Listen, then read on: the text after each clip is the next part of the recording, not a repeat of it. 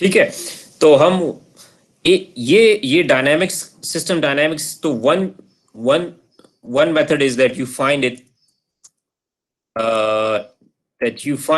you by running some experiments, और एक तरीका ये है कि आप इसका मैथमेटिकल मॉडल बनाएं।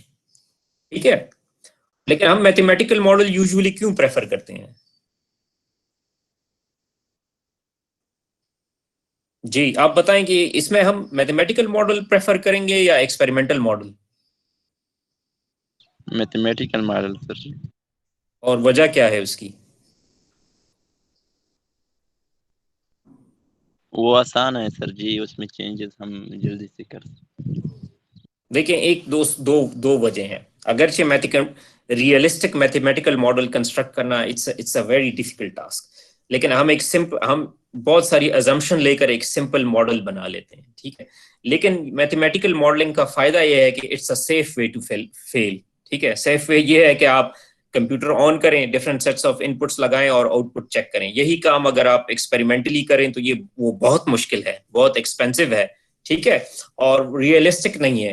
रियलिस्टिक इसलिए नहीं है कि शायद वो डायनेमिक एक्सपेरिमेंट जो एक सिस्टम के लिए आपने किए हो वो दूसरे पर अप्लाई, वो under different sets of condition applicable ना हो। तो मैथमेटिक्स में आपके पास ये फायदा है कि आप बहुत आसानी से इनपुट और आउटपुट चेंज करके सिस्टम डायनेमिक्स जो है वो मालूम कर सकते हैं। इसलिए ऑटोमेटिक कंट्रोल में हम मैथमेटिकल मॉडल्स पर और mathematical response of the systems पर फोकस करते हैं, क्योंकि मैथमेटिकल मॉडल में मैनिपुलेशन आसान है ना।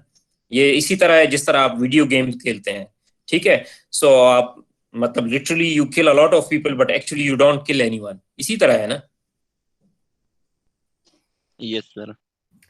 ठीक है, तो वो ये उसमें ये आपका फायदा है। ठीक है, अच्छा, इसमें जो दूसरी देखें, सिस्टम आइडेंटिफिकेशन। ठीक है, ये साइंटिफिकली बड़ा जबरदस्त फील्ड है। वो ये है कि आप, और ये यूजुअली एक्सपेरिमेंटली होता है कि आप एक गिवन सेट्स ऑफ इनपुट्स दें और मालूम करें कि सिस्टम आउटपुट क्या दे रहा है। ठीक है, तो ये आप मुसलसल इनपुट दें, सिस्टम का कोई आउटपुट होगा और इससे आप पता चलाएं कि सिस्टम की प्रॉपर्टीज क्या है। ठीक है, it's a very interesting mathematical technique, या इट्स मैथमेटिकल प्लस एक्सपेरिमेंटल। तो सिस्टम को आप आइडेंटिफाई करें। सिस्टम आइडेंटिफिकेशन एक रिसर्च वाइज एक बहुत बड़ी फील्ड है, जिसमें हम ब्लैक बॉक्स और ग्रे बॉक्स मॉडल्स लेते हैं। तो मैं आपको आप सिस्टम आइडेंटिफिकेशन की एक बहुत अच्छी मिसाल ये है कि आप जो है फॉर एग्जांपल घर है आपका, या हाउसेस हैं, या कंस्ट्रक्शन है, या बिल्डिंग्स हैं। बिल्डिंग्स में हम यूजुअली ये जानना चाहते हैं कि ये इससे एनर्जी लॉसेस कितनी है, हीट लॉसेस कितनी है। आप एक ऐसा बिल्डिंग चाहते हैं जो कि बहुत अच्छी तरह से इंसुलेटेड हो, जो जिसमें एनर्जी लॉसेस बहुत कम हो। ठीक है, तो हम क्या करते हैं सिस्टम को, कि घर को हम हीटिंग या कूलिंग प्रोवाइड करते हैं, और फिर सिस्टम का हम इस घर का हम रिस्पॉन्स देखते हैं। ठीक है, तो और इस इनपुट और उसके रिस्पॉन्स से हम फाइंड करते हैं कि घर की हीट लॉसेस प्रॉपर्टीज क्या है, हीट लॉसेस कितनी है घर में। तो हम उसको आइडेंटिफाई कर लेते हैं कि घर को, कि यहाँ से हीट लॉसेस इतनी है, उसको हम यूजुअली एच से रिप्रेजेंट करते हैं, overall heat transfer coefficient losses. तो ये सिस्टम आइडेंटिफिकेशन की बड़ी इंटरेस्टिंग थ्योरी है। ठीक है, और दूसरा जो हम कंट्रोल सिस्टम को स्टडी करते हैं वो ये है कि वो कंट्रोल के हवाले से, कि कितना इनपुट से कितना आउटपुट आपको मिलेगा, कि कैसे सिस्टम जो है आपके given input under different sets of inputs उसका रिस्पॉन्स क्या होगा। ठीक है, ये तो खैर हम डायनेमिक्स में पढ़ते हैं, लेकिन कंट्रोल में हम देखते हैं कि आउटपुट ये है तो सिस्टम का इनपुट कितना होगा। अच्छा, थोड़ा सा हम हिस्टोरिकल उसमें जाते हैं कि ये field through out the history develop कैसे हुआ। ठीक है, तो जो 300 बीसी में, कोई 300 इयर्स बिफोर द क्राइस्ट, कोई बता सकता है कि 300 बीसी आज से कितने बरस पहले होगा? अभी हम एडी में चल रहे हैं ना, after the death of crisis. तो अभी जो है वो तकरीबन हम 2100 में चल रहे हैं, ठीक है। तो इसके साथ 300 ऐड करें, so it was somehow 2400 years before, ठीक है। तो 2400 साल पहले लोगों ने वाटर क्लॉक्स बनाई। तो वाटर क्लॉक्स जो है वो वाटर क्लॉक्स आप इमेजिन कर सकते हैं कि कैसे कैसे काम करेगी। Let me go to the new page.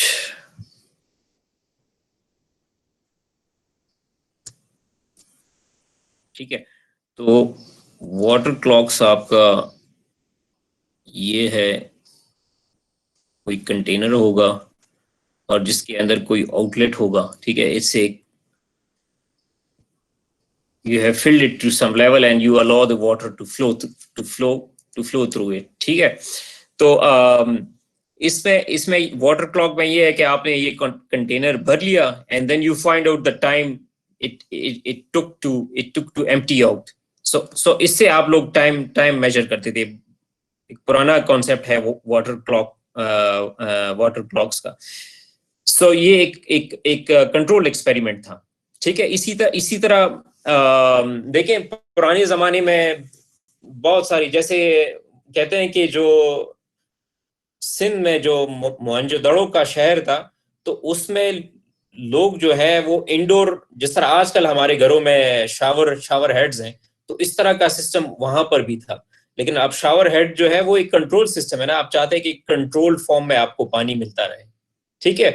तो वो वाला सिस्टम जो है, एक कंट्रोल सिस्टम जो है वो मोहनजोदड़ो में तकरीबन कोई 1000 बीसी में उन्होंने वो एक कंट्रोल सिस्टम बनाया था, ठीक है। और अभी भी हम देखते हैं कि ये वाटर कंट्रोल जो है एक सिंपलेस्ट कंट्रोल सिस्टम है, जो आपके घर में पानी आता है तो इट्स अ कंट्रोल सिस्टम, ठीक है। जब अराउंड 1600 में आपके पास इंडस्ट्रियल रेवोल्यूशन आया और आपको लोगों ने जो है वो स्टीम से चलने वाली मशीन या स्टीम टर्बाइन्स बना ली, ठीक है। तो वहां पर आप जो है वो आपको आपका जो स्टीम प्रेशर है वो आपको कंट्रोल फॉर्म में मिलता है। तो इसकी आसान मिसाल जो है वो बॉयलर्स की है, ठीक है। तो बॉयलर्स आपको provide steam can be used in a process, किसी प्रोसेस में इस्तेमाल हो सकता है, या वही स्टीम आप हीटिंग के लिए इस्तेमाल कर सकते हैं, ठीक है। तो यूरोपियन या यूएस में ज्यादातर मुल्कों में जो आपको स्टीम से ही हीटिंग होती है, ठीक है। तो स्टीम में जो हीट होती है वो हीट आप कैसे कंट्रोल कर सकते हैं? You control the pressure and you control the temperature inside the boiler. लेकिन आप रूम का टेम्परेचर कैसे कंट्रोल करें? आप कंट्रोल करें flow rate of the steam को। तो आप जितना स्टीम आप पहुंचाएंगे कमरे तक उतना ही वो हीटअप होगी, ठीक है। तो इसके अंदर कंट्रोल्स इन्वॉल्व है, कंट्रोल वाल्व्स हैं, उसके थ्रू आप उसके फ्लो को कंट्रोल करते हैं। सो ये कॉन्सेप्ट कोई 1681 में और वहां पर जो है ये कॉन्सेप्ट्स जो है वो डेवलप होना शुरू हुए। इसी तरह विंड मिल्स की बहुत आसान मिसाल है। विंड मिल्स काफी पुराने हैं, आप लोगों ने शायद कहीं कहीं ये इसकी तस्वीरें देखी होंगी विंड मिल्स की। कोई पुराना सा विंड मिल होगा, कोई पुरानी सी गांव में लगा होगा, यूरोपियन सेटअप में मैं बात कर रहा हूँ। जबकि हमारे यहाँ वाटर मिल्स होते हैं, आपने देखा होगा वो पंचक्की जिसको हम कहते हैं, जिससे हम आटा बनाते हैं, ठीक है। वो भी काफी पुराना सिस्टम है। तो वो सिस्टम क्या करता है? आपको कंट्रोल स्पीड देता है। तो वहां पर भी एक कंट्रोल सिस्टम लगा होता है। तो विंड स्पीड जो है, विंड मिल्स में एक पुराना सिस्टम लगा हुआ है, जो कि आपके विंड मिल्स की स्पीड को कंट्रोल करता है। तो विंड मिल्स की स्पीड को जनरली आपके जहन में क्या आता है, कैसे वो कंट्रोल होता है? फॉर एग्जाम्पल आपके पास कोई विंड टर्बाइन है and air is hitting it, so how can you control the speed of it? किसी को कोई लॉजिकल जवाब इसका मालूम है?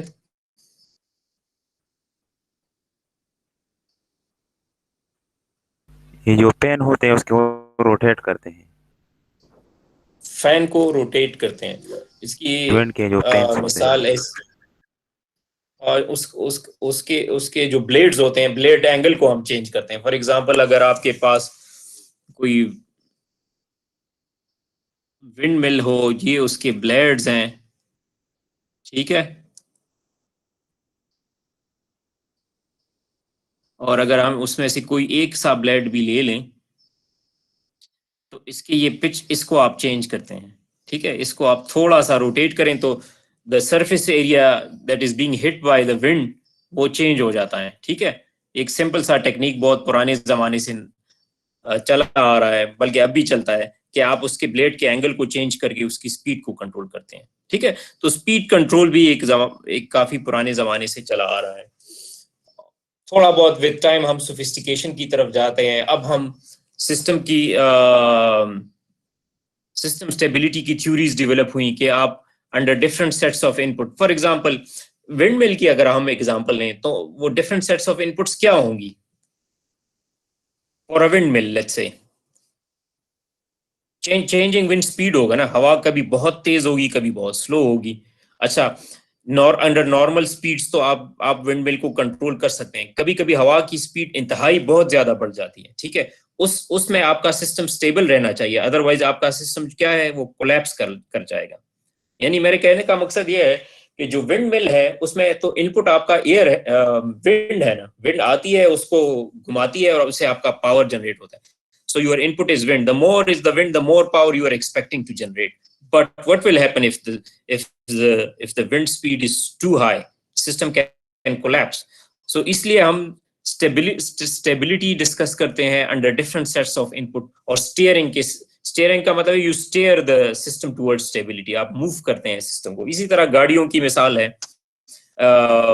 आप लोगों ने देखा होगा, for example there are cars that run out of control. ये तो हमेशा होता है ना, ठीक है। तो गाड़ी तो बहुत हाई स्पीड पर जा रही हुई तो you are unable to control it. That's because the system has become now unstable under the given set of inputs.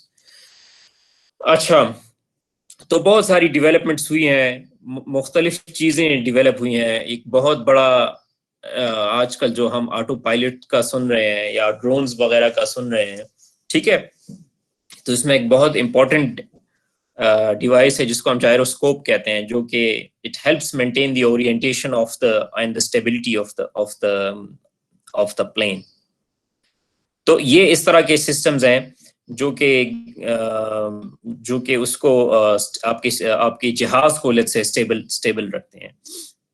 मैं किसी को बता रहा था कि जायरोस्कोप, एक सोफिस्टिकेटेड जायरोस्कोप जो है ये एक बहुत अहम डिवाइस है, और बहुत सारे मतलब एडवांस मुल्कों के पास तो ये टेक्नोलॉजी है, हम जैसे मुल्कों के पास एक एडवांस लेवल का जायरोस्कोप के जो कि बिल्कुल ड्रोन के ओरिएंटेशन को और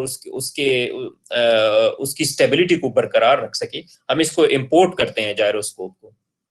और मैं उस दिन भी क्लास में बता रहा था कि चूंकि ये डिफेंस पर्पसेस में इस्तेमाल हो सकता है, इसलिए इसके इंपोर्ट पर पाबंदी है। जो सोफिस्टिकेटेड जायरोस्कोप है वो हम जो है वो स्मगल करते हैं, मतलब उसको हमें इजाजत नहीं है उसको इंपोर्ट करने की, because it can be used for defence purposes. So last time I was reading some news, बहुत काफी साल हो गए हैं, तो उसमें ये है कि एक बंदा he was trying to import a highly advanced gyroscope and he was caught red handed. वैसे आपको बता रहा हूँ कि ये जायरोस्कोप ये कंट्रोल सिस्टम है जो कितनी इसकी इंपॉर्टेंस है इसकी, ठीक है। सो डिफरेंट कंट्रोल डिवाइसेस आ गए हैं। For example the most important thing to control, यानी अब एसी है आपका फेल हो जाए, टेम्परेचर अचीव हो ना हो, ठीक है, होना चाहिए लेकिन बट इट्स नॉट ऐसा सिस्टम नहीं है जिससे किसी को नुकसान हो सके। इमेजिन आपका एरोप्लेन में आपकी स्टेबिलिटी बरकरार ना रह सकी, the system became unstable, so you have the lives of many people are at risk, ठीक है। तो इसलिए ये डिवाइसेस बहुत बहुत अहम है। हमने डिफरेंट तरीके पीआईडी कंट्रोल के, मुख्तलिफ तरीके कंट्रोल के और स्टेबिलिटी ऑफ द सिस्टम जानने के लिए हमने मुख्तलिफ तरीके with the passage of time develop back in 1910-90, so it's a kind of a recent field. Modern controls में अब हम काफी आगे चले गए हैं, काफी sophistication आ गई है।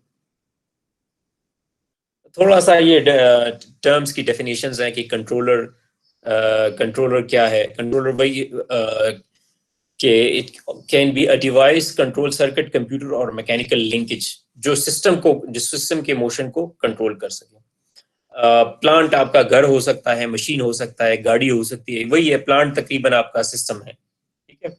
और एक्चुएटर्स जो है आपको कंट्रोल एक्शन प्रोवाइड करते हैं। सेंसर क्या है? सेंसर यू समझ ले कि सेंसर जो है वो सिस्टम की आंखें हैं, ठीक है। जिस तरह हम अपनी आंखों के जरिए अपने मोशन को और बाकी सेंसर्स के थ्रू, अपने इंटरनल सेंसर्स के थ्रू अपने मोशन को, इसी तरह किसी मशीन के पास सेंसर्स होते हैं जिससे वो उसको खबर मिलती है कि मैं सही जा रहा हूँ या गलत जा रहा हूँ, ठीक है। और ये इंफॉर्मेशन पास ऑन होती है थ्रू दिस सिग्नल।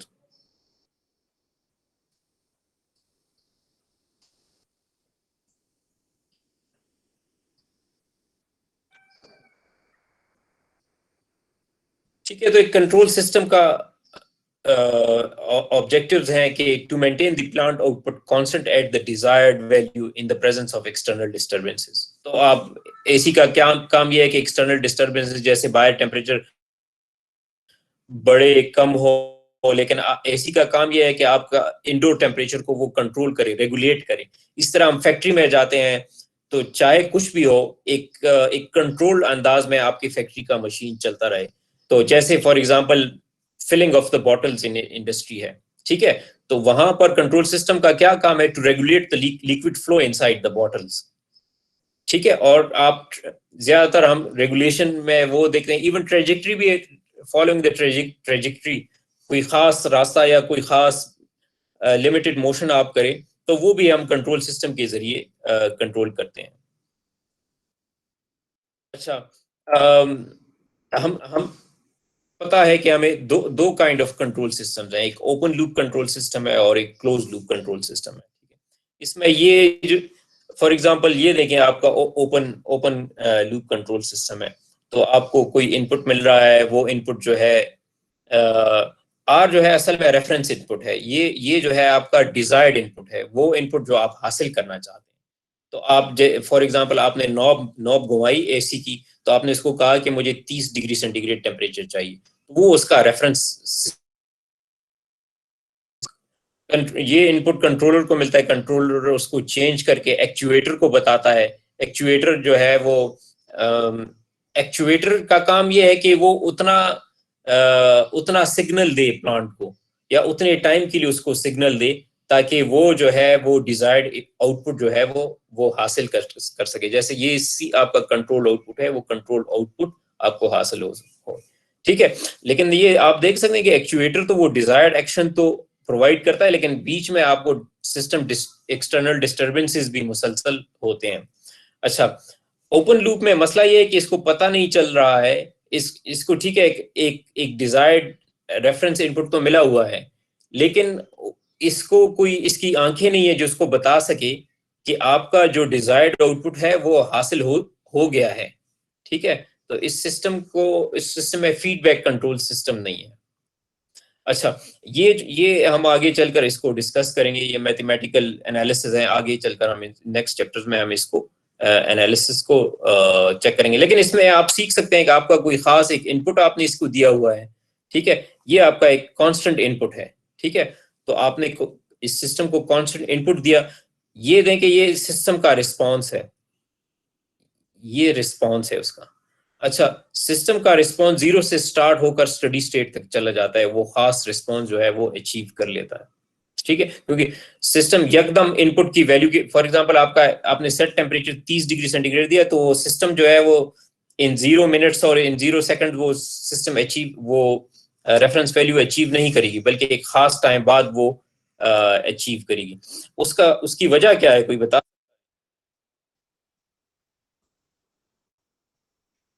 जी, मतलब सिस्टम अचीव क्यों नहीं कर सकता है एट द इंस्टेंट इनपुट को?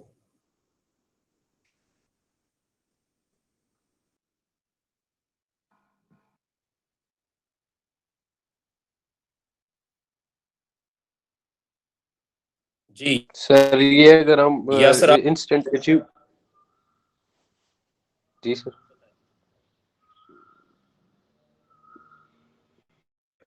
जी बताएं असद बताएं। जी असद बताएं। सर अगर इंस्टेंट अगर हम करना चाहें तो सर इसमें या हमसे ज़्यादा हो जाएगा तो फिर वो हमारे साथ तो रिक्वायर्ड नहीं आएगा सर, तो फिर इसलिए सर हम मतलब कंटिन्यूसली करते हैं, मतलब फॉर इंस्टेंट इसको अचीव नहीं करना चाहते हम सर, इसको हम प्रेफर ठीक है, नहीं करते।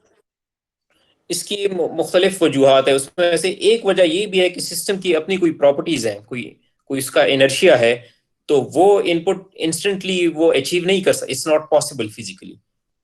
ठीक है, क्योंकि सिस्टम का यस सर। इसकी अपनी कोई रेजिस्टेंस है, तो उसकी वजह से वो अचीव नहीं कर सकता। It always take some time for the system to achieve the desired input or the desired reference value। ठीक है, ओपन लूप कंट्रोल के कोई आप मिसाल दे सकते हैं मुझे? कोई मशीन जो open loop control, for example यहाँ पर एक टोस्टर की मिसाल दी गई है, ये एक ओपन लूप सिस्टम है।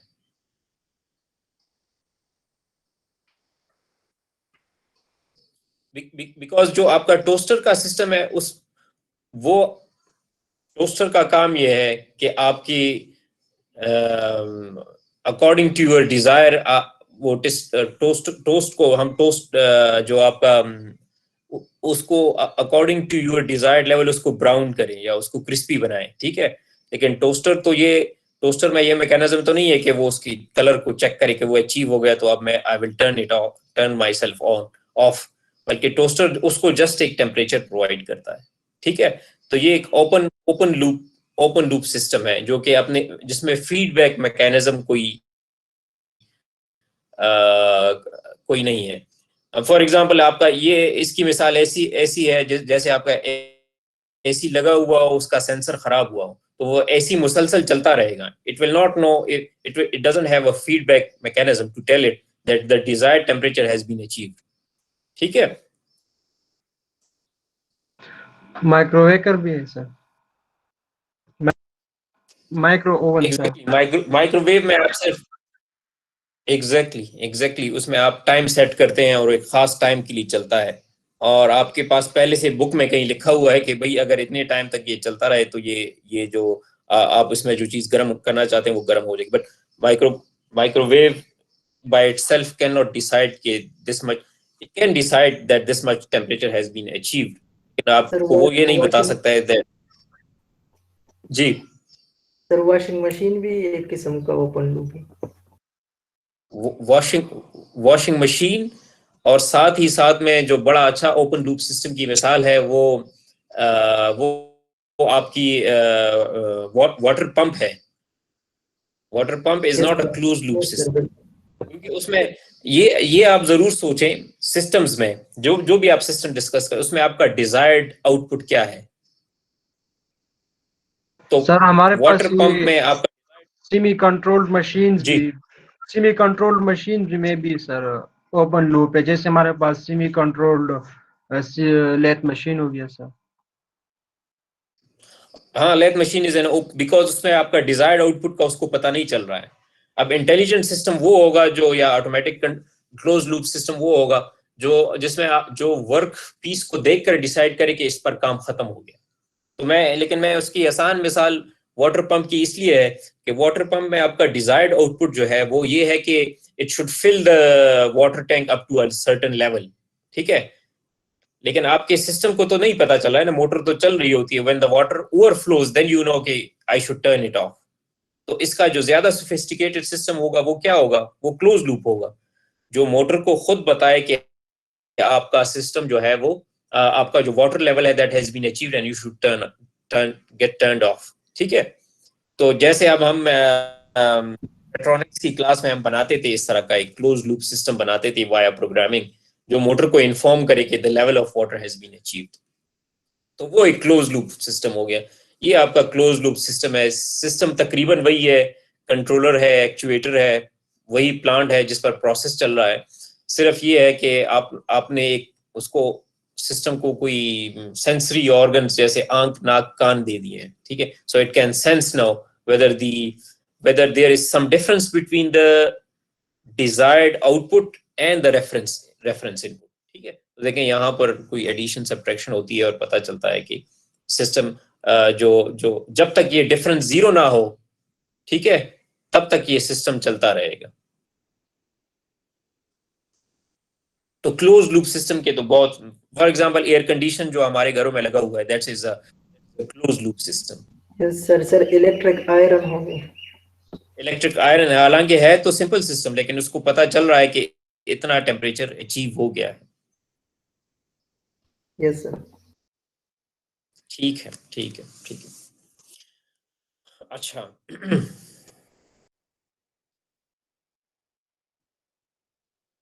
अच्छा, एक 5 मिनट का ब्रेक लेते हैं, ठीक है, और इसके बाद बल्कि 10, 11, 20 पर, ठीक है, आते हैं और उसके बाद दोबारा हम कंटिन्यू करते हैं, ठीक है? ठीक है सर, इंशाल्लाह। ओके।